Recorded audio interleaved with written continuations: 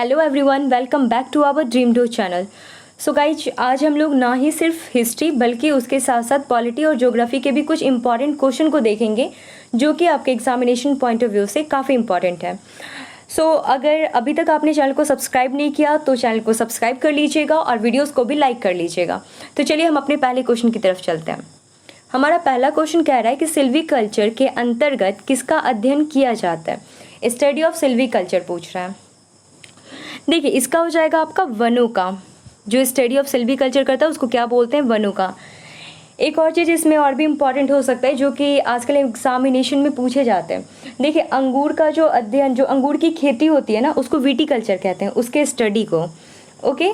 और एक और इसमें और ये भी इम्पॉर्टेंट हो सकता है, जो बागवानी होता है उसके हॉर्टिकल्चर होते हैं, मतलब जो बागवानी की स्टडी करता है उसको हॉर्टिकल्चर बोलते हैं। क्लियर। और एक और चीज़, एपीकल्चर पता होगा आप लोगों को कि मधुमक्खी पालन के लिए कहते हैं, और पीसीकल्चर मत्स्य, फ्लोरिकल्चर याद कर लीजिएगा, फूलों के लिए कहते हैं, और वर्मी कल्चर जो होता है वो केचुआ जो पालन होता है ना उसके लिए होता है।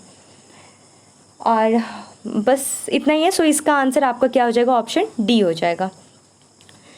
नेक्स्ट क्वेश्चन कह रहा है आपका कि भारत में सबसे ज़्यादा कौन सी मिट्टी पाई जाती है। देखिए, भारत में सबसे, ये बहुत ईजी क्वेश्चन है बट था तो मैंने ले लिया। देखिए, भारत में सबसे ज़्यादा जलोढ़ मिट्टी पाई जाती है। ओके। अब देखिए, ये जो है ना जलोढ़ मिट्टी, वो क्या है? तो वो सबसे ज़्यादा उपजाऊ मिट्टी है भारत की। सबसे ज़्यादा उपजाऊ जो मिट्टी है ना वो ये है। इसमें जो होता है नाइट्रोजन और फॉस्फोरस की अधिकता होती है, सॉरी कमी होती है। ठीक है। और ह्यूमस की भी, जो ह्यूमस होता है ना उसकी भी कमी होती है। क्लियर। और आई थिंक इतना ठीक है। चलिए नेक्स्ट।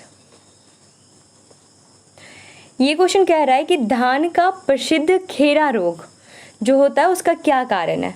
तो देखिए, ये हो जाएगा आपका ऑप्शन डी, जस्ता की कमी। एक चीज़ और इसमें याद रखिएगा आप लोग कि जो मक्का जो होता है, मक्का में जो वाइट बर्ड होता है ना, और धान में जो खेरा रोग होता है वो किसकी कमी से होती है? तो जस्ता की कमी से। एक तो धान में खेरा रोग और दूसरा जो मक्का में जो वाइट बर्ड होता है ना, देखते होगे आप लोग, ऐसा वाइट हो जाता है वाइट बर्ड, वो भी क्या होता है? जस्ता की कमी से होती है। ये क्वेश्चन है, किसे मानव उत्पादक धान्य अन्न मतलब मैनमेड सीरियल्स कहा जाता है? तो ये कहा जाता है ट्रीटिकल्स को। ठीक है। मैनमेड सीरियल्स बोलेगा या धान्य अन्न बोलेगा तो वो आपका हो जाएगा ऑप्शन सी, ट्रीटिकल्स। नेक्स्ट क्वेश्चन कह रहा है आपका कि कौन सा खरी क्रॉप्स की फसल है।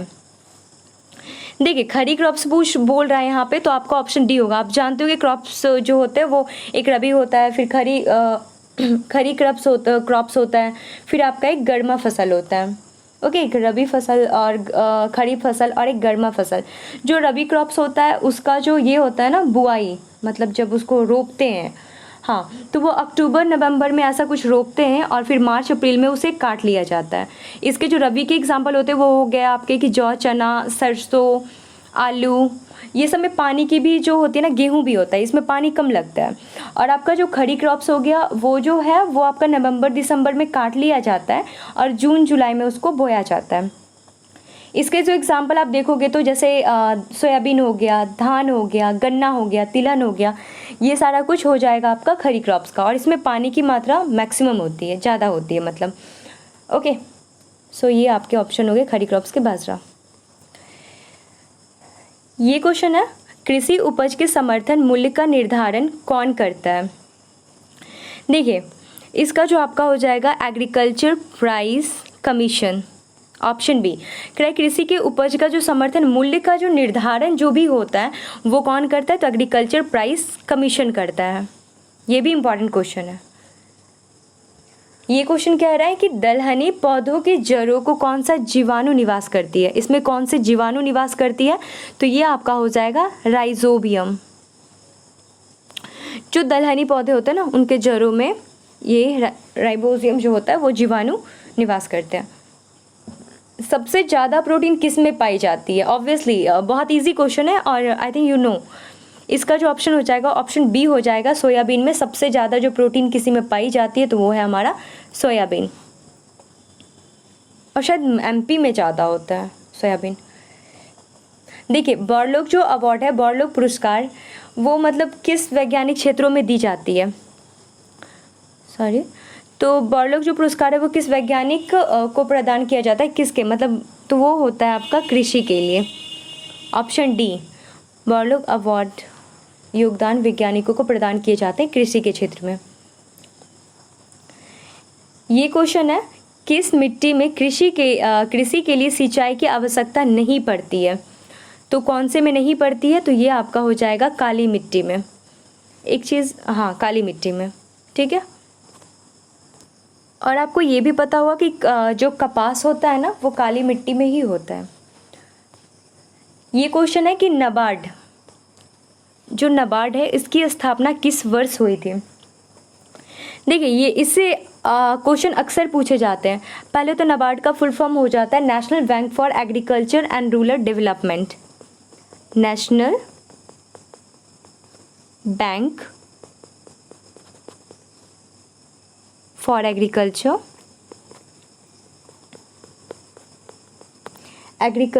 एंड रूरल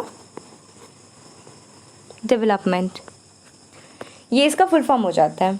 ओके, अब ये चीज़ बोल रहा है कि जो नाबार्ड है उसका हेड क्वार्टर कहाँ है, तो नाबार्ड का जो हेड क्वार्टर है वो है मुंबई में।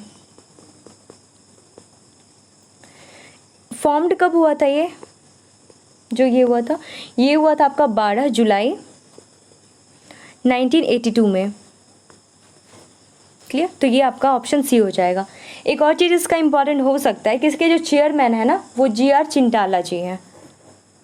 ओके, अब ये क्वेश्चन है कि केसर मतलब सैफरॉन का सबसे अधिक उत्पादन किस राज्य में होता है, तो वो होता है जम्मू कश्मीर राज्य में, जो कि अभी UT हो गया, यूनियन टेरिटरी। ओके, और यहाँ के लेफ्टिनेंट कौन है, तो अभी गिरीश चंद्र मुर्मू जी हैं। ये क्वेश्चन कह रहा है निम्नलिखित में से किसे लंदन में कर्जन वायली की हत्या की थी, तो देखिए इसका ऑप्शन हो जाएगा ऑप्शन ए। देखिए यहाँ पे जो मोहनलाल ढींगरा जी जो हैं वो एक स्वतंत्रता संग्राम के मतलब वो क्रांतिकारी थे, ठीक है। उन्होंने विलियम जो कर्जन वायली थे ना, मतलब वो एक ब्रिटिश अधिकारी थे, इनको गोली मारकर इन्होंने हत्या कर दी थी। किसने, तो मदनलाल ढींगरा ने। तो ऑप्शन आपका हो जाएगा ऑप्शन ए।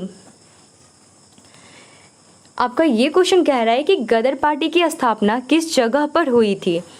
देखिए गदर पार्टी की जो स्थापना हुई थी वो सैन फ्रांसिस्को में हुई थी। ओके, ये है कहाँ पे, अमेरिका में है। अब एक चीज़ और याद रखिएगा इसमें आप लोग, ये तो है यहाँ पे कि स्थापना किस जगह पर हुई थी, तो ये आपका हो जाएगा सैन फ्रांसिस्को USA। लेकिन अगर पूछा कब हुई थी, तो वो हुई थी आपकी 1913 में हुई थी।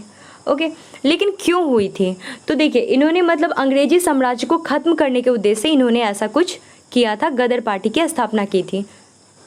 ओके, गदर पार्टी की स्थापना हुई थी। ओके, आपका ये क्वेश्चन कह रहा है निम्नलिखित में से कौन काकोरी षड्यंत्र प्रकरण से जुड़ा नहीं था। देखिए इसका ऑप्शन आपका हो जाएगा Muzaffar Ahmad, option number D. देखिए 9 अगस्त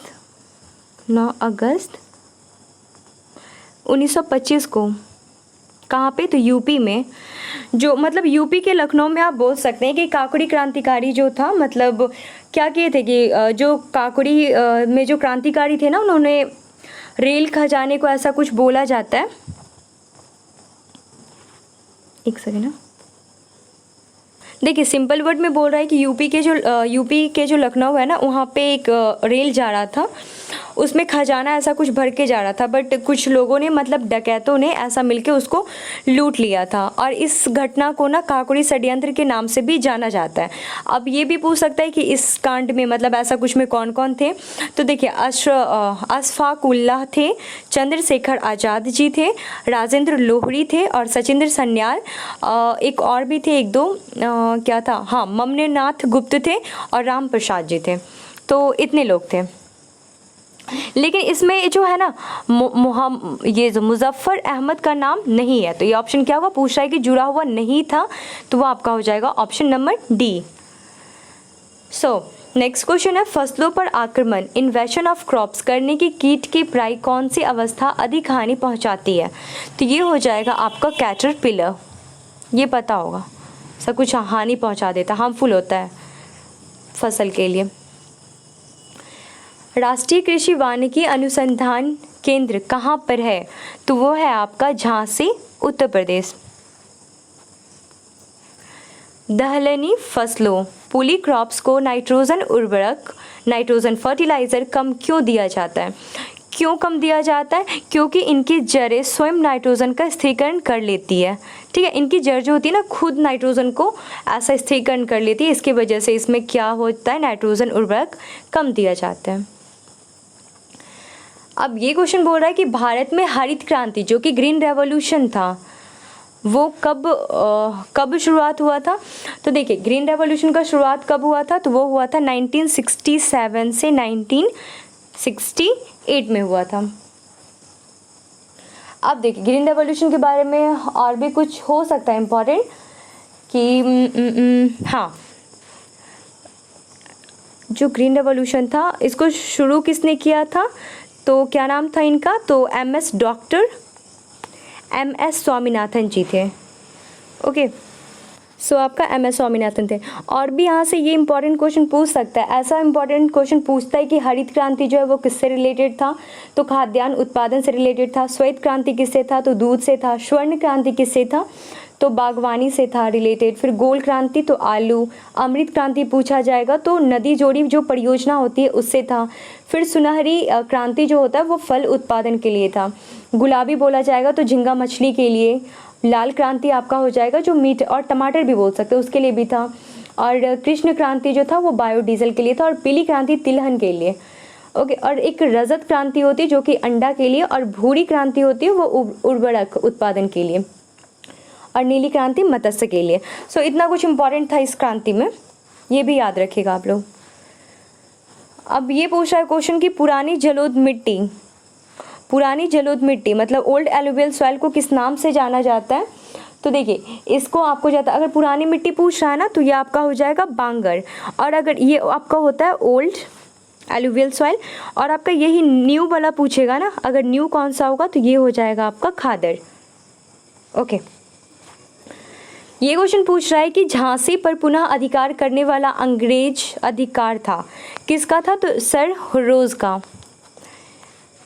किनका था, तो ऑप्शन नंबर ए हो जाएगा। एक और चीज़ आप इनके बारे में याद रख सकते हैं कि जब 1857 का जो हुआ था ना विद्रोह, उसमें हुर्रोज ने ही बोला था कि जो क्या बोला था कि हाँ क्रांतिकारियों की वह एक अकेली मर्द है। वो किसके लिए बोला था, तो झांसी की रानी के लिए। एक्चुअली वो लक्ष्मीबाई जो थी ना, उनके वीरता से ये बहुत प्रभावित हो गए थे। इसी में इन्होंने बोला था कि जो ये 1857 का जो क्रांतिकारी है वहाँ की वह एक अकेली मर्द है। ओके, सो आपका ऑप्शन नंबर ए हो जाएगा। देखिए 1857 के विद्रोह के नेतृत्व की सबसे कमजोर कड़ी थी, कौन सी थी, तो आपका हो जाएगा option number A Bahadur Shah. Bharat पर हमारे अधिकार का अंतिम उद्देश्य देश को ईसाई बनाना है, यह कथन किसका है। देखिए ये स्टेटमेंट वाला भी क्वेश्चन ना बहुत बार पूछा जाता है। भारत पर अधिकार का अंतिम उद्देश्य देश को ईसाई बनाना, ये किसने कहा था, ये स्टेटमेंट दिया था किसी ने, तो किसने दिया था, तो ये स्टेटमेंट दिया था चार्ल्स नेपियर ने। ये क्वेश्चन आपका है कि केंद्र शासित प्रदेश लक्षद्वीप के न्यायिक क्षेत्र का कार्य कौन सा न्यायालय करता है। देखिए ये क्वेश्चन, इसका आंसर हो जाएगा आपका Kerala high court, option number B. एक चीज़ याद रखिएगा कि दो न्यायिक क्षेत्र का जो कार्य करता है ना, ये जो है ना, ये दो न्यायिक क्षेत्र का कार्य करता है। एक तो पहला तो केरल और दूसरा लक्षद्वीप। ठीक है, लक्षद्वीप का। एक चीज़ और आप इसमें ऐड कर सकते हैं कि इसका इस्टेब्लिशमेंट कब हुआ था, तो इस्टेब्लिशमेंट हुआ था इसका 1956 को। ओके, अब एक और ये है कहाँ पे अभी स्थित, तो ये है अभी जो हाई कोर्ट है केरल हाई कोर्ट, वो कोची में है। ओके, कोच्चि में है।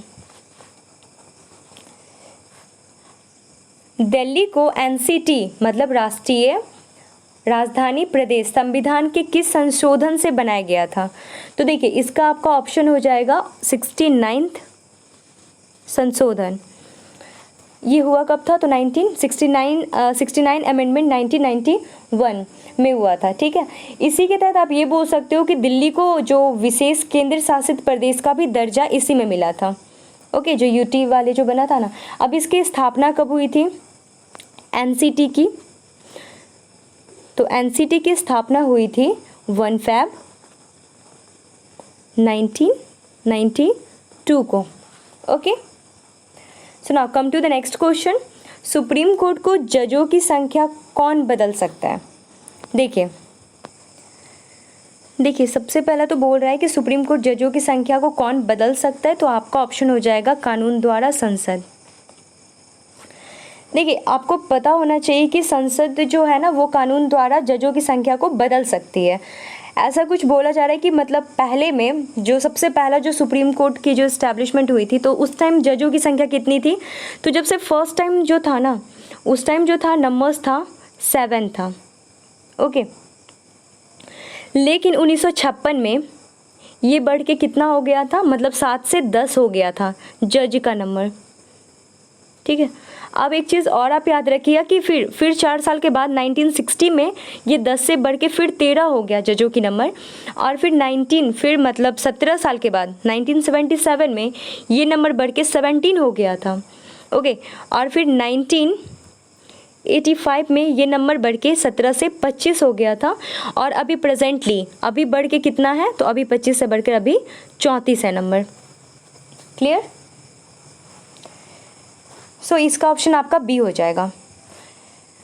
निम्नलिखित में से किस क्रांतिकारी संगठन ने काकोरी षड्यंत्र को अंजाम दिया था? देखिए ये भी क्वेश्चन इंपॉर्टेंट है। तो ये आपका हो जाएगा option number C, Hindustan republic association. देखिए यहाँ पे क्वेश्चन कह रहा है कि 1857 में विद्रोह के समय भारत का वाइसराय कौन था? तो देखिए भारत का वाइसराय पूछ रहा है ना, तो आपको पता होगा कि 1857 का पूछ रहा है। देखिए अगर आपको नहीं भी याद होगा ना आंसर तो आप कोरिलेट कर सकते हो। जैसे कि आपके पास इतना ऑप्शन है, आपको पता होगा कि कैनिंग का तो कार्यकाल है वो तो 1856 से 62 तक था और ये 1857 में हुआ था। तो ऑब्वियसली इस टाइम वाइसराय कौन होंगे? तो आपके कैनिंग हो जाएंगे, ऑप्शन नंबर सी।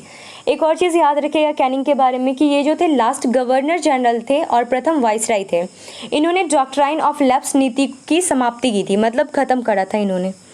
और यहाँ से एक और भी क्वेश्चन पूछ सकता है कि इसी टाइम जो 1857 जो था विद्रोह हुआ था, क्रांति हुई थी, उस टाइम जो इंग्लैंड के जो प्रधानमंत्री थे वो कौन थे? तो वो पामस्टीन थे। ओके,